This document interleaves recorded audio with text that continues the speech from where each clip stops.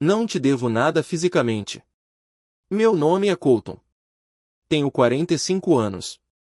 Trabalho no setor de compras da Velmar Automation, uma empresa de manufatura em Tulsa, Oklahoma. Sou casado com Vanessa há 7 anos. Quando ela me disse essas palavras, não elevou a voz. Não hesitou. Falou como se estivesse lendo uma lista de compras. Estávamos na cozinha. Eu estendi a mão para tocar a dela, só a mão dela. Ela se afastou e me lançou aquele olhar, aquele que dizia que eu havia cruzado uma linha invisível que eu nem sabia que existia. Então ela disse: frio.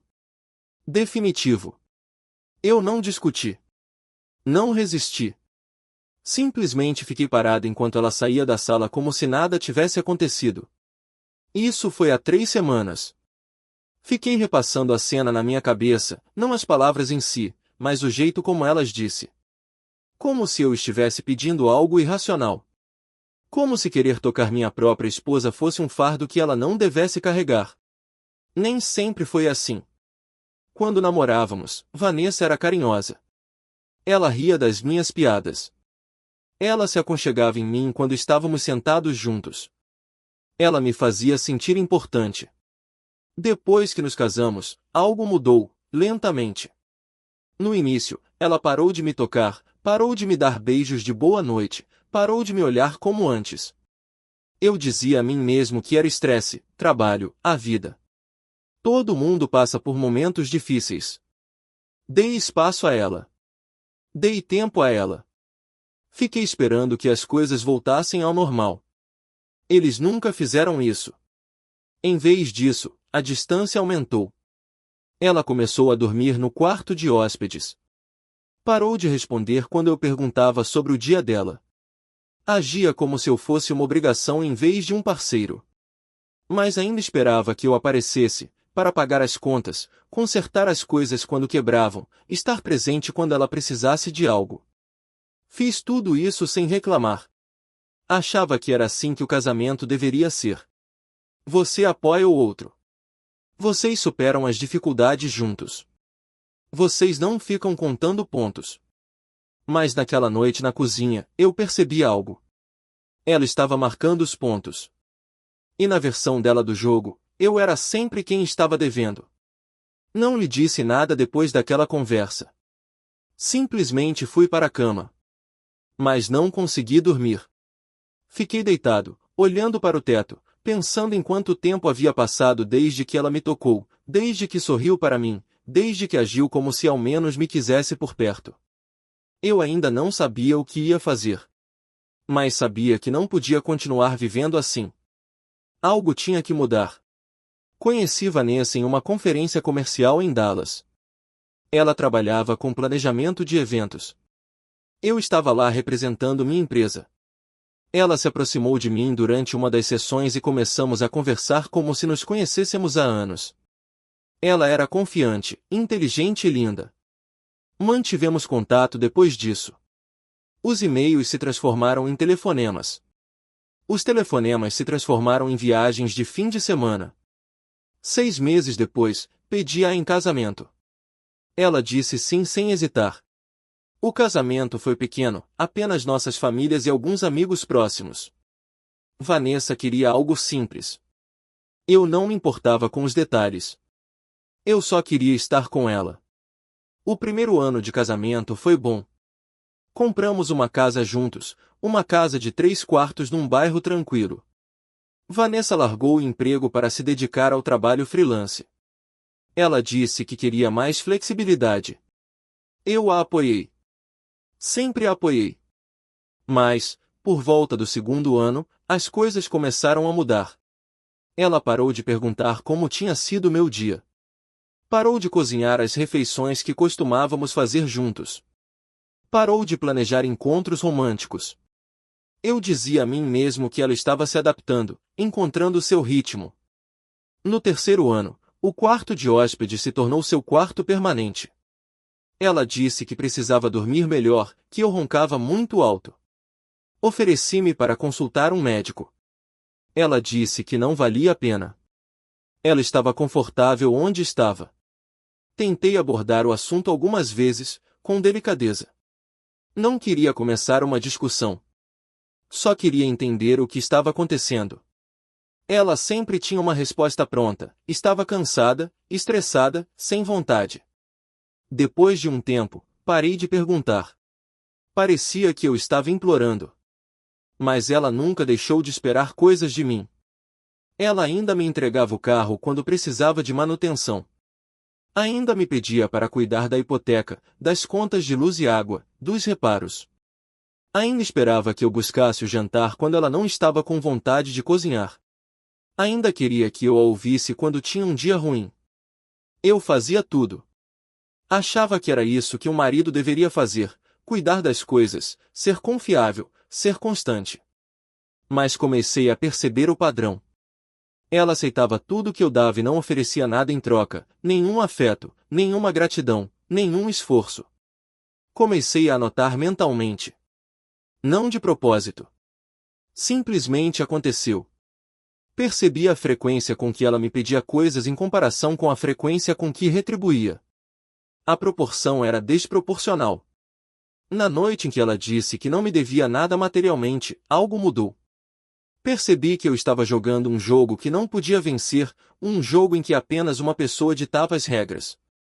Eu tinha terminado de jogar. Na manhã seguinte àquela conversa, acordei antes da Vanessa. Fiz café, sentei à mesa da cozinha e fiquei olhando para o celular por um tempo. Eu não estava com raiva, ainda não. Eu estava apenas cansada. Cansada de me sentir insignificante. Cansada de dar tudo de mim e não receber nada em troca. Cansada de fingir que isso era normal. Refleti sobre o que ela disse, que não me devia nada fisicamente. E percebi algo, ela tinha razão. Ela não me devia intimidade. Ninguém deve isso a ninguém. Mas eu também não lhe devia nada. Não lhe devia meu tempo, meu esforço, meu dinheiro, meu trabalho emocional. Eu vinha dando tudo isso de livre e espontânea vontade porque achava que era isso que o casamento significava. Mas ela havia parado de cumprir sua parte há muito tempo. Então decidi parar de segurar o meu.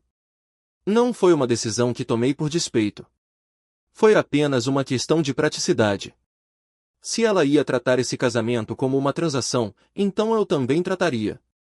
E transações funcionam nos dois sentidos. Comecei aquele dia com pequenas mudanças.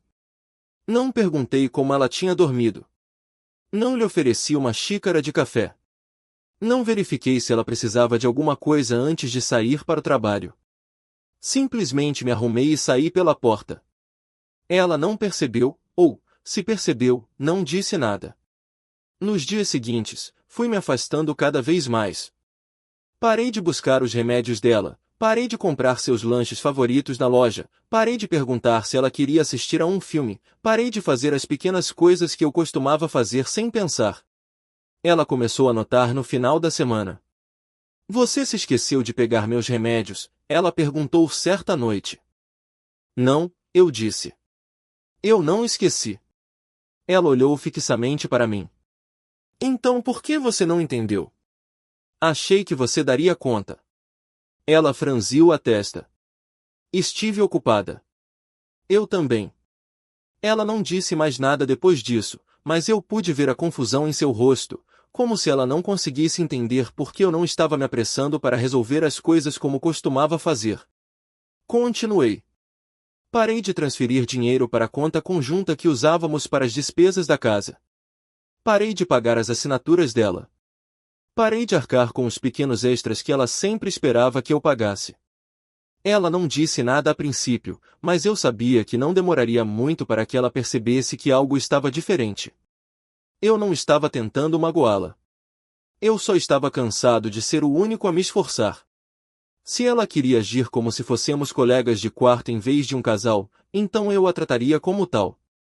E os colegas de quarto dividem as despesas. Levou 2 semanas até que Vanessa me confrontasse. Eu estava na garagem trabalhando no meu caminhão quando ela saiu.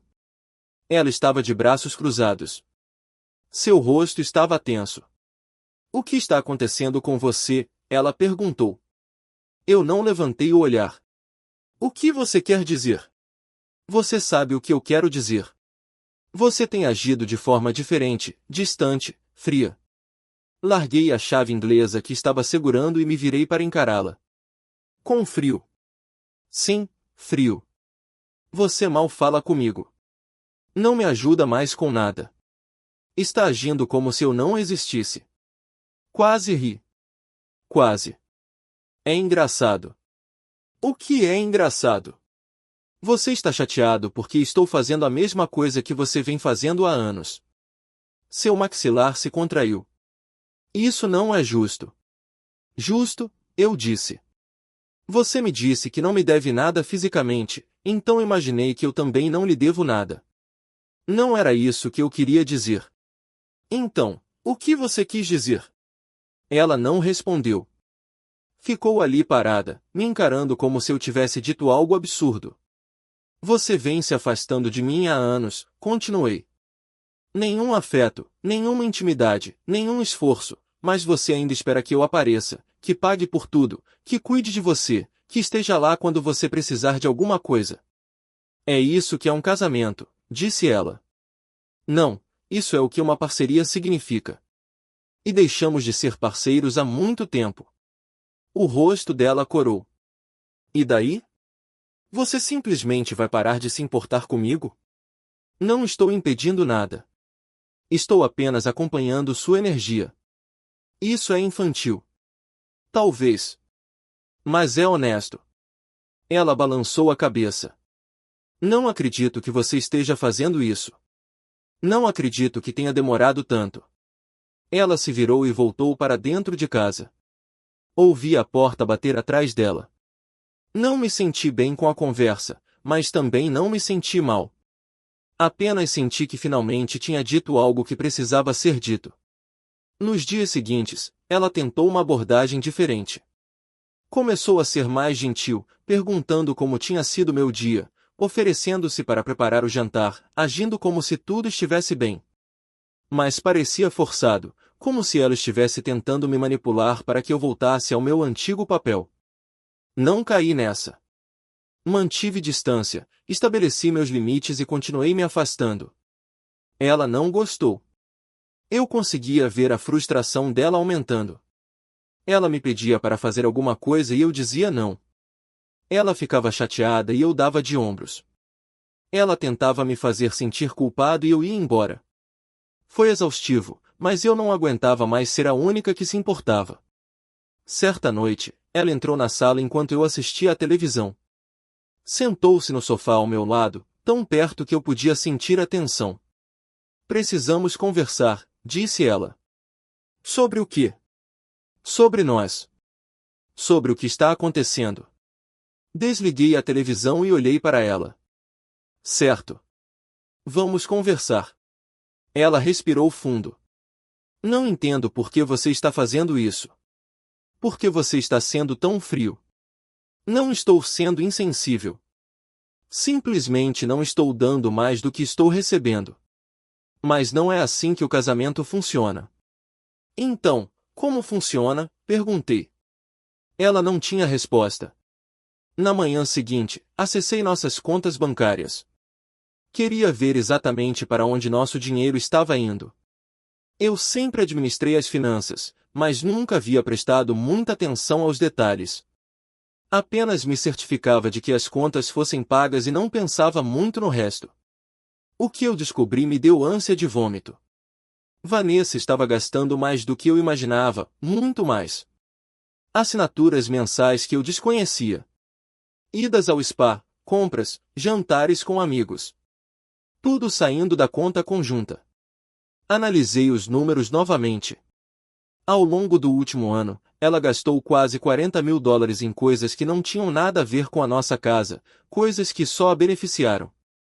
Enquanto isso, eu arcava com a hipoteca, as contas de luz, água e gás, as prestações do carro, o seguro, as compras do supermercado, tudo que mantinha nossa vida funcionando. Ela não contribuiu com nada. Sua renda como freelancer era, na melhor das hipóteses, inconsistente. Alguns meses ganhava algumas centenas, outros meses nada. Mas ela nunca ajustava seus gastos. Simplesmente continuava sacando da conta como se fosse um recurso infinito. Fiquei sentada ali, encarando a tela por um longo tempo. Eu não estava com raiva. Eu estava apenas cansada. Cansada de ser usada. Cansada de ser dada como certa. Naquela tarde, abri uma nova conta bancária, uma conta pessoal, só com o meu nome. Transferi meu salário para ela e parei de depositar dinheiro na conta conjunta. Também cancelei o cartão de crédito que ela usava para despesas pessoais, aquele vinculado à minha conta, aquele que eu vinha pagando integralmente todo mês, sem questionar. Eu não contei para ela. Simplesmente fiz. 2 dias depois, ela invadiu a casa furiosa enquanto eu preparava o jantar. "O que você fez?" ela exigiu. "O que você está falando?" "Meu cartão não está funcionando." "Ah, eu cancelei." Os olhos dela se arregalaram. "Você o quê?" "Eu cancelei." "Você estava gastando demais. Você não pode simplesmente cancelar meu cartão sem me avisar. É o meu cartão, a minha conta. Posso fazer o que quiser com ele. Nós somos casados. Esse dinheiro é nosso." "Não," eu disse. "Esse dinheiro é meu. Eu o ganhei. Você tem gasto como se fosse seu." "Mas não é." "Você está sendo ridículo." "Será?" "Porque eu analisei os números. Você gastou $40.000 no ano passado em coisas que não tinham nada a ver com esta casa." $40.000. Ela não disse nada. "Você quer agir como se não fôssemos parceiros?" Continuei. "Tudo bem. Então também não vamos dividir as finanças. De agora em diante, você paga suas próprias despesas. Eu pago a casa, as contas, o básico. Mas todo o resto, isso é por sua conta. Você não pode fazer isso." "Acabei de fazer isso." Ela ficou parada ali por um instante, com o rosto vermelho. Depois se virou e saiu. Voltei a preparar o jantar. Não me senti culpada. Senti-me lúcida. Nos dias seguintes, ela tentou acessar a conta conjunta, mas eu havia transferido quase todo o meu dinheiro. Deixei apenas o suficiente para cobrir as contas do mês, nada mais. Ela me ligou no trabalho, mandou mensagens de texto furiosas e exigiu que eu devolvesse o dinheiro. Eu a ignorei. Pela primeira vez em anos, senti que tinha controle sobre a minha própria vida, e não ia devolvê-lo. Depois disso, Vanessa parou de falar comigo. Ela passava por mim em casa sem dizer uma palavra. Fazia as refeições sozinha no quarto. Agia como se eu não existisse. Eu não me importava. Cansei de tentar consertar as coisas, cansei de tentar fazê-la feliz, cansei de dar mais do que recebia. Mas eu sabia que ela estava planejando algo. Eu percebia pelo jeito que ela me olhava, pelo jeito que evitava contato visual, pelo jeito que passava mais tempo no celular do que o normal. Comecei a me preparar. Fiz cópias de todos os documentos financeiros que consegui encontrar, extratos bancários, declarações de imposto de renda, faturas de cartão de crédito. Salvei tudo em uma conta segura na nuvem. Também comecei a documentar tudo, cada conversa, cada despesa, cada vez que ela me pedia algo e eu dizia não. Mantive um registro de tudo. Eu não planejava me divorciar dela, ainda não. Mas queria estar preparado caso ela tentasse tomar a iniciativa. Certa noite, cheguei tarde do trabalho. Vanessa estava sentada à mesa da cozinha com o laptop aberto.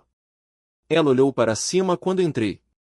"Precisamos conversar", disse ela. "Sobre o quê?" "Sobre isto." Ela virou o laptop na minha direção. Era um e-mail de um advogado de divórcio. Olhei para a tela e depois para ela. "Você quer o divórcio?" "Acho que é o melhor." Assenti lentamente com a cabeça. "Certo." Ela piscou. "Certo? É só isso que você tem a dizer. O que você quer que eu diga?" "Você já se decidiu." "Acho que simplesmente nos distanciamos. Não somos mais felizes. É melhor seguirmos caminhos separados." "Multar." Ela parecia confusa, como se esperasse que eu implorasse, suplicasse, lutasse pelo casamento. Eu não fiz nada disso. Vou ligar para o meu advogado, eu disse. Podemos acertar os detalhes. Ela assentiu com a cabeça, mas eu pude ver a incerteza em seus olhos, como se ela não esperasse que eu concordasse tão facilmente. No dia seguinte, liguei para um bom advogado, especializado em casos de divórcio. Expliquei a situação, mostrei-lhe os registros financeiros, contei-lhe tudo. Ele olhou para os números e assentiu. É bem simples. Ela praticamente não contribuiu com nada financeiramente. Você tem a documentação de todos os gastos dela. A casa está em seu nome. Você está numa posição sólida. O que isso significa? Significa que você ficará com a maior parte dos seus bens. Ela receberá muito pouco, especialmente se for ela quem estiver entrando com o pedido de divórcio. Senti um leve alívio, não porque quisesse magoá-la, mas porque sabia que não seria mais explorada. O advogado elaborou uma resposta à petição dela. Ele descreveu o que eu estava disposto a oferecer. Era justo, mas não generoso. Vanessa não receberia nada da minha conta de aposentadoria, nem da casa. Ela teria que arcar com seus próprios honorários advocatícios e encontrar um lugar para morar em até 60 dias. Assim que recebeu a documentação, ela me ligou imediatamente. Isso é uma loucura, disse ela. Você está tentando me deixar sem nada. Não. Estou deixando você exatamente com a sua contribuição, nada. Você não pode fazer isso. Sim, eu posso. E eu sou. Ela desligou. O divórcio demorou 4 meses para ser finalizado. Vanessa tentou contestá-lo. Contratou seu próprio advogado, alegou que merecia metade de tudo e disse que havia sacrificado sua carreira pelo nosso casamento. Mas os registros não mentiam. Ela não tinha provas de contribuição, nem de sacrifício, apenas anos gastando dinheiro que não ganhou. O juiz ficou do meu lado. Vanessa não recebeu nada da casa, nada da minha aposentadoria, nada das minhas economias. Ela saiu levando apenas seus pertences pessoais e o pouco dinheiro que tinha em sua conta, que não era muito. Eu não estava presente no tribunal quando a sentença final foi proferida. Meu advogado me ligou depois. Está feito, disse ele. Vocês estão oficialmente divorciados. Desliguei o telefone e fiquei sentado na minha caminhonete por um tempo. Não me sentia feliz. Não me sentia triste. Apenas me sentia livre. 2 semanas depois, Vanessa se mudou. Ela não se despediu. Simplesmente arrumou suas coisas e foi embora enquanto eu estava no trabalho. Cheguei em casa e encontrei o quarto de hóspedes vazio, algumas caixas na garagem e silêncio. Atravessei a casa. De alguma forma, parecia maior, mais iluminada. Eu não sentia falta dela. Sentia falta da ideia do que eu achava que tínhamos, mas não sentia falta da realidade. Alguns meses depois, encontrei uma amiga dela em uma cafeteria. Ela me contou que Vanessa estava passando por dificuldades, morando em um apartamento pequeno, trabalhando em 2 empregos de meio período e mal conseguindo pagar as contas. Não senti pena dela. Apenas senti que as coisas finalmente tinham se equilibrado. A vida seguiu em frente depois do divórcio. Mantive meu emprego, minha casa e minha rotina. Comecei a dedicar mais tempo a mim mesma, fui à academia, fiz uma viagem de fim de semana para o Colorado, retomei o contato com velhos amigos com quem havia perdido contato ao longo dos anos. Eu não estava procurando outro relacionamento. Não tinha interesse em namorar. Eu só queria descobrir quem eu era fora de um casamento que me esgotava. Certa tarde, eu estava trabalhando na garagem quando meu vizinho apareceu. O nome dele era Vincent. Ele era aposentado e passava a maior parte do tempo trabalhando em carros antigos. Ouvi dizer que você se divorciou, disse ele. Assenti com a cabeça. Sim, alguns meses atrás. Como você está se sentindo? Melhor do que eu esperava. Ele sorriu. Ótimo. Você merece algo melhor do que tinha. Não disse nada, mas apreciei a intenção. Depois disso, Vincent e eu começamos a passar mais tempo juntos, trabalhando em projetos, conversando sobre a vida. Ele não era intrometido, não fazia muitas perguntas. Ele simplesmente ouvia quando eu precisava falar e me deixava em paz quando eu não precisava. Era o tipo de amizade que me fazia falta há anos. Um dia ele me perguntou se eu me arrependia do divórcio. Pensei nisso por um instante e depois balancei a cabeça negativamente. Não. Me arrependo de ter ficado tanto tempo. Ele assentiu com a cabeça. Justo. Naquele momento, percebi algo. Passei anos dando tudo a alguém que não me retribuía com nada. Perdi-me tentando fazê-la feliz, tentando consertar algo que nunca daria certo. Mas eu já tinha terminado com isso, terminado de me perder por outra pessoa. Finalmente eu estava vivendo para mim mesma. E isso pareceu certo.